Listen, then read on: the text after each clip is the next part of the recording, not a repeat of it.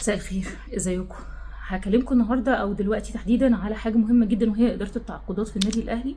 احنا طبعا كلنا عارفين ان اداره التعاقدات كانت جزء من النادي الاهلي، وبعد تاسيس شركه الكوره اداره التعاقدات ابتدت ان هي تدخل جوه شركه الكوره وتبقى جزء من الادارات ومن الهيكل الداخلي لشركه الكوره في النادي الاهلي.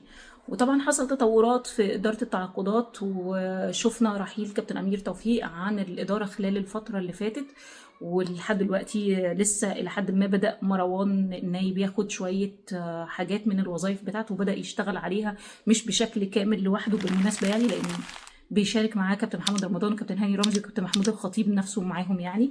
لكن الجزء الجديد تحديدا اللي معايا النهارده بخصوص اداره التعاقدات، هو ان اداره التعاقدات تم سحبها او خلاص ما بقتش تابعه لشركه الكوره في النادي الاهلي.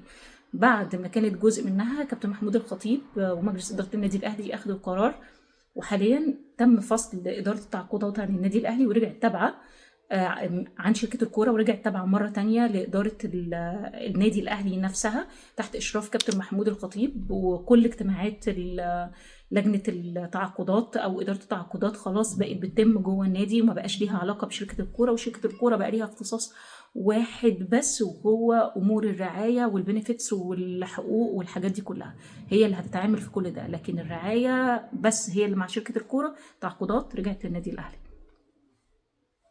يلا باي باي.